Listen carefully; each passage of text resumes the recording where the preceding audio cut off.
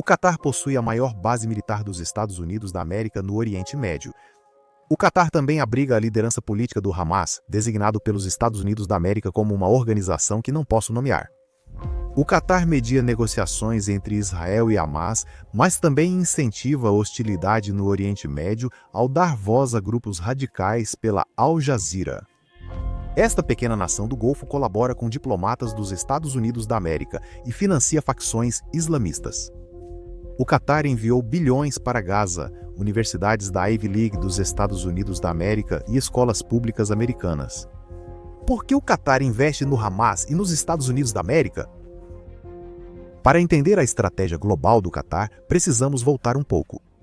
No século XIX, Doha, capital do Catar, era uma vila pobre de pescadores focada em pérolas, frequentemente colhidas por trabalhadores escravizados trazidos do leste da África. Mas surgiam problemas. Dois clãs rivais, o Al Thani e seus adversários, os Al-Khalifa, sediados no Bahrein. Então, os Al Thani fizeram um acordo com o Império Britânico, oferecendo lealdade em troca de proteção contra o Bahrein. Os britânicos buscavam proteger seu império e rotas marítimas na Índia. Os Al Thani queriam manter o poder. Entra o Emirado do Catar. Não era uma colônia britânica, nem um país independente, mas algo intermediário chamado de Protetorado Britânico. Os Al Thani cuidavam dos assuntos internos e os britânicos da política externa e defesa. Os britânicos mantinham acordos semelhantes com Bahrein, Kuwait e os atuais Emirados Árabes Unidos. Ótimo, então a Grã-Bretanha controla uma via crucial. Os Al Thani ficam com as pérolas e africanos escravizados e não há mais guerras com o Bahrein. Mas então, quase da noite para o dia, tudo mudou. Ouro Negro! Sim, primeiro veio a descoberta de petróleo na península, depois o maior campo de gás natural do mundo. De repente, esse lugar esquecido estava sentado em uma fortuna. Eu te deixei rica. Eu? Empresas de energia britânicas e depois americanas se instalaram e a família Al Thani ficou extremamente rica. O lado ruim, os britânicos os pressionaram a proibir a escravização de africanos. Eu sei, chato, né? Não se preocupe, pois só mudaram o nome para um sistema onde trabalhadores migrantes continuavam presos aos empregadores e com pouca proteção legal. Bilhões de dólares em dinheiro do petróleo, e mesmo assim eles ainda precisavam de pessoas escravizadas? Mas enfim, estou me desviando do assunto. Catar alcançou independência total em 1971. Uhul! Soltem os fogos de artifício e preparem os cachorros quentes, exceto que o pequeno país basicamente não tinha exército. E problema. Então ocorreu a Primeira Guerra do Golfo, quando Saddam Hussein invadiu o Kuwait, tornando vulneráveis esses pequenos países ricos em petróleo. Os Estados Unidos da América intervieram contra Saddam, com o Catar cedendo seu território para operações americanas. E assim, o papel que os britânicos desempenharam por um século caiu no colo dos Estados Unidos. E parecia um ótimo negócio. Exceto por um problema. O líder do Catar, Amir Khalifa, não queria problemas nem tensões internacionais. Ele queria apenas ganhar dinheiro e seguir como o protetorado discreto da Arábia Saudita. Veja, espremido entre a Arábia Saudita e o Irã, o Catar tinha dinheiro, mas não tinha poder. E Amir Khalifa? Ele estava praticamente de boa com isso, mas o filho de Amir Khalifa, Hamad, tinha uma visão bem diferente. Como potência regional e global. Em 1995, Hamad liderou um golpe pacífico contra o pai e assumiu o poder. O Emir Hamad diversificou os investimentos do país para além do petróleo e investiu muito dinheiro em educação e infraestrutura. Ele fechou o discreto Ministério da Informação do Catar e o substituiu pela Al Jazeera. Ele construiu uma grande base militar para receber as forças dos Estados Unidos da América, cada vez mais presentes na região devido às guerras no Afeganistão e Iraque. E, claro, abrigar a maior base militar dos Estados Unidos na região deu ao Catar uma enorme garantia de segurança contra qualquer vizinho que tentasse alguma gracinha. Sim, sob nova liderança, as coisas iam muito bem para o Catar. O país expandia sua influência em seus próprios termos, aproximando-se do Ocidente e defendendo causas islâmicas no exterior. O Catar segue o islamismo wahhabita, que defende que terras muçulmanas devem ser regidas pela lei islâmica. Essa visão de mundo ajudou a moldar o papel do Catar como patrocinador de movimentos islamistas em toda a região e o colocou em rota de colisão com seus vizinhos. E não estou falando apenas de Israel. Enquanto outros estados árabes expulsaram a Irmandade Muçulmana, o Catar os acolheu. Financiou seus estudiosos, deu a eles um megafone através da Al Jazeera e se alinhou com sua visão de uma ordem pan-islâmica. O Talibã teve tratamento parecido, escritório político, acesso global e legitimidade para negociar com o Ocidente. E o Hamas? Eles também têm sua sede no Catar. Sua liderança vive no luxo, longe de Gaza. Em 7 de outubro, enquanto combatentes do Hamas invadiam comunidades israelenses na fronteira, seus líderes assistiam tudo em grandes TVs no Catar. O Catar também mantém laços estreitos com o Irã e a Turquia, duas potências islâmicas em ascensão com ambições globais. Quase todos os novos amigos do Catar têm algo em comum: odeiam os sauditas. Então, em 2017, a Arábia Saudita e seus aliados cortaram relações com o Catar, acusando-o de apoiar facções extremistas e ameaçar a segurança nacional deles. A Arábia Saudita e aliados impuseram um embargo total. O Catar ficou isolado e vulnerável. Os Estados Unidos intervieram para reduzir a tensão. O Catar resistiu, mas isso causou um forte transtorno de estresse pós-traumático da Guerra do Golfo. Mais uma vez, os Estados Unidos salvaram o dia. Então, o Catar começou a expandir seus esforços para comprar influência no exterior, investindo bilhões para conquistar amigos no Ocidente. O governo do Catar investiu quase 100 bilhões de dólares só nos Estados Unidos. Ele financia universidades como o campus da Georgetown, em Doha, e apoia centros de pesquisa que influenciam a política dos Estados Unidos da América. Gastou milhões em esforços de lobby em Washington, garantindo que sua voz seja ouvida nos corredores do poder.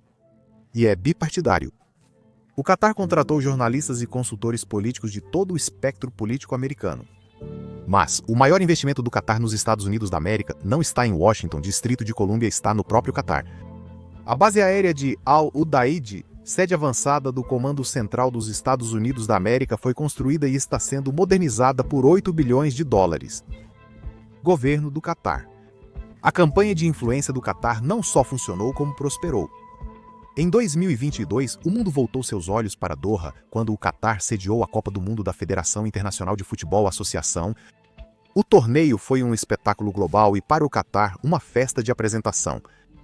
De certa forma, estádios luxuosos, ruas impecáveis e o prestígio de sediar a vitória dramática de Messi na final. Não foi só um evento esportivo. Mostrou como dinheiro e influência podem mudar a imagem de um país. Os investimentos do Catar nos Estados Unidos da América mostram resultados. Em 2017, o senador Lindsey Graham foi rígido com o Catar. Mas depois que a Qatar Airways investiu bilhões no estado natal dele, o tom dele mudou. Em ambos os partidos, parlamentares defendem o Catar, frequentemente com apoio financeiro ligado ao país. E não são só os políticos. O fundador da conservadora Newsmax teria orientado a equipe a suavizar a cobertura sobre o Catar. Enquanto isso, um apresentador da MSNBC participou de uma conferência em Doha. E então tem o próprio grandão. Em seu primeiro mandato, Trump chamou o Catar de financiador do terrorismo. Mais recentemente, Trump chamou o emir do Catar de parceiro vital. Este é um homem extraordinário. Ele é um grande homem. E vamos ajudar um ao outro. E convenhamos, ele estava certo nas duas vezes. O manual de soft power do Catar combina petrodólares para influência internacional e islamismo político para respeito popular. E o motor desse respeito popular é a Al Jazeera.